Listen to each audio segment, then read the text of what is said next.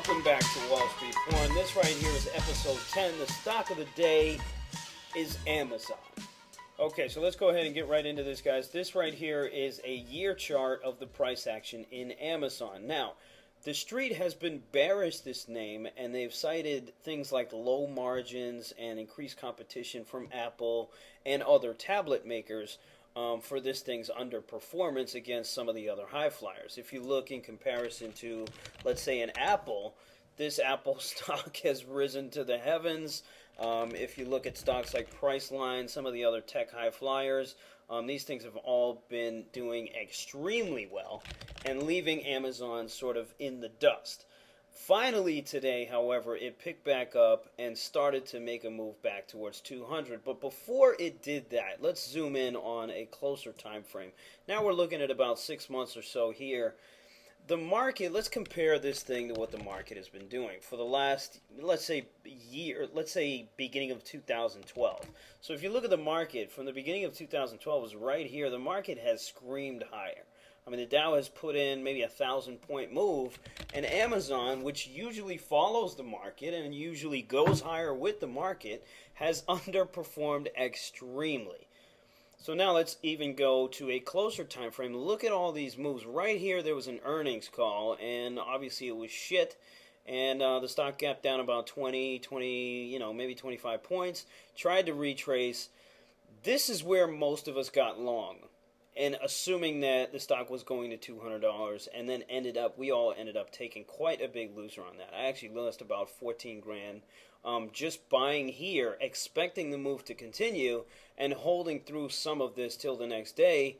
And I never got my move, so I took a loss of about 14 grand. But I've been in and out through all of this garbage. Today, it put in an unbelievable move. So let's go ahead and show you an even closer time frame for the last 10 days. Notice he's chopped around above 180.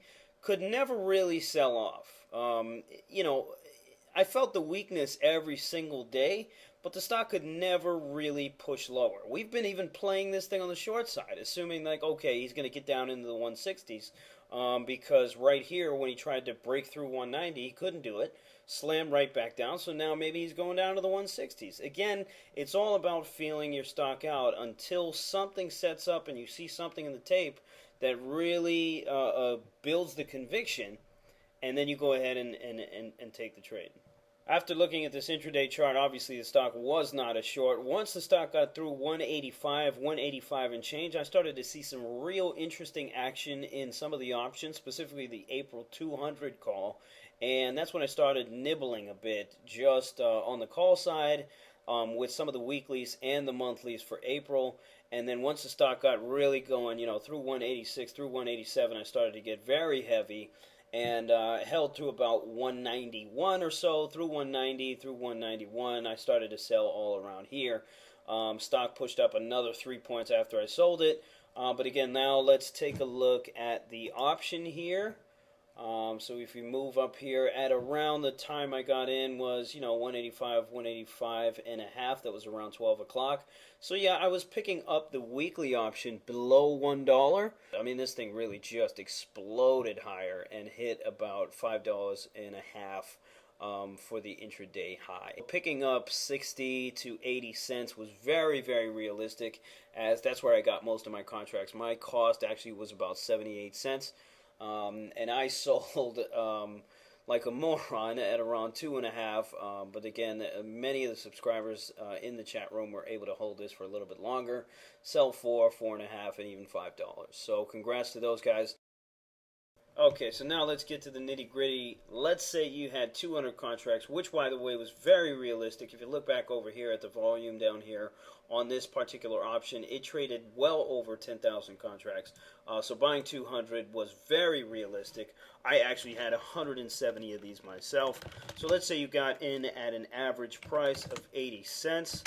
That would equal to about $16,000 in cost, in total options cost.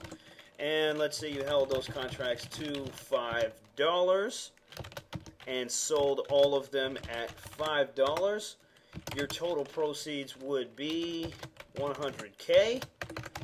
And at that point, your profit would come out to be a whopping $2,000 on an initial investment of only 16 grand. This is the kind of money that we like to see at sayinglucci.com. This is the kind of money that I'm after. Thanks everybody for watching. Stay tuned for the next episode of Wall Street Porn.